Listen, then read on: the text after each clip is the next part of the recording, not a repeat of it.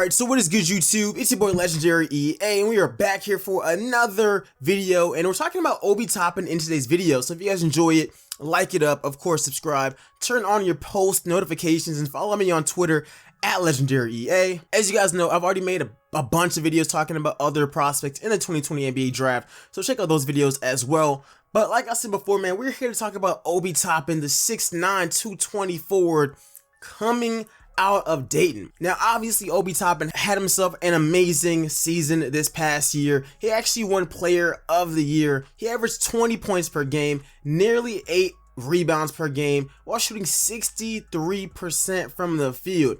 He had himself an amazing season. He was able to push himself into being in conversation for that #1 overall pick. So as usual, in this video, we're going to be talking about Toppin, some of his strengths, some of his weaknesses, his player comparisons, where I think he would fit in, where I think he's going to go, and all of that good stuff. Now, this isn't going to be a long video.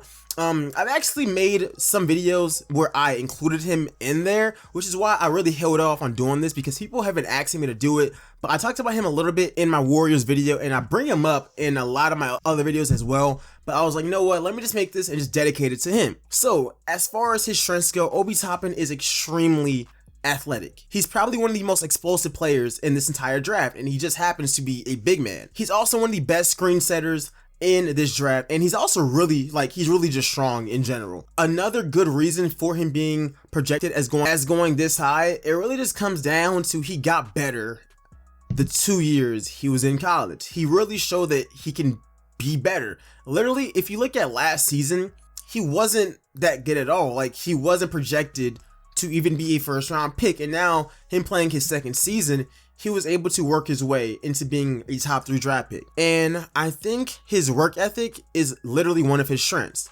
He's also going to be a decent shooter at the NBA level. I know that this season he only shot 39% from the 3-point line. However, his freshman year, he did shoot 52%. He did attempt slightly more threes this season, so it does make sense that his percentage went down, because the more times you shoot, the more times you're probably gonna miss. So I do think that at the next level, he actually will be a 3-level scorer. So as far as his offensive game, I think he's gonna be really good at the next level.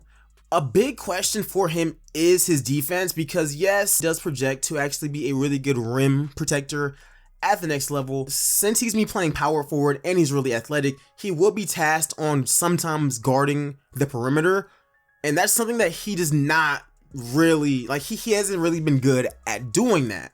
I mean, he's a really good shot blocker, but his defensive versatility is a question. However, like I said before, he is really athletic, so if he does work on that and work on his lateral quickness, he actually could turn out to be a decent perimeter defense. Is definitely something that he can work on. But overall, I think that he's just a really good prospect. I think that the biggest thing holding him back is his age. Right now, he's sitting at 22 years old. He's older than all of the other top prospects in this draft, and naturally, they will use your age against you.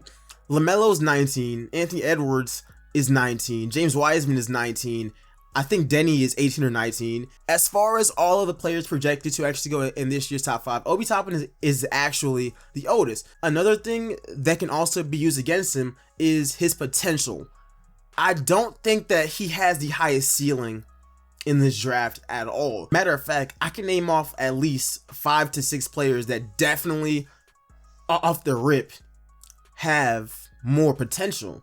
However, I do think that Obi Toppin has a pretty decent floor. I think that at worst, he's a really decent starter. If he gets in the right position, the right team, he can be a great player, which is why I think that some teams that could actually use somebody like Obi Toppin are, of course, the Golden State Warriors. Now, right now, the Warriors are actually projected to actually get the #1 overall pick. I always say that they should trade out of that pick.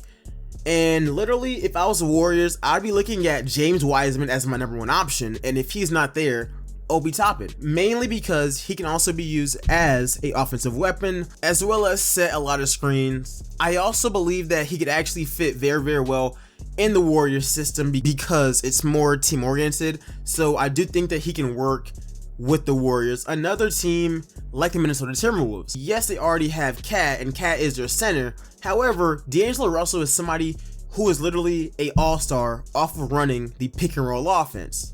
if you have two great pick and rollers, example Cat and now Toppin, both who work well in the pick and roll as well as in the pick and pop, that could also be something that could work for the Timberwolves. The only problem with that is that now their defense on that team doesn't really get better, especially initially. However, those two teams make a lot of sense for me as well. Another team would also be a team like the Phoenix Suns. I think that fit works as well. Overall, Obi Toppin reminds me so much of, honestly, a little bit of Blake Griffin coming out of college. However, Obi's a better shooter than Blake was coming out of Oklahoma. Now, obviously, Blake Griffin's game changed dramatically. Right now, he's a good shooter, passer, and all of that. However, just as a raw prospect, he reminds me a lot of Blake Griffin. I've seen scouting reports saying Kenyon Martin. I'm not too sure about that. However, I do think that Obi Toppin will actually be a very good basketball player once he gets into the NBA. But anyways, guys, like I said in the intro, I did want to keep this video short, and let me know what you guys think about it in the comment section below. How good do you guys think Obi Toppin is, and where do you guys see him going in the NBA draft? Like I said before, make sure you go ahead and like up this video. Of course, go ahead and subscribe, turn on your post notifications, and leave a comment about who you guys think that we should talk about next. But other than that, check out all the other videos on this channel. It's basketball themed, it's with 2K, NBA discussions, all that good stuff. But other than that, you guys, I'll see you guys in the next video. I'm out. Peace, y'all.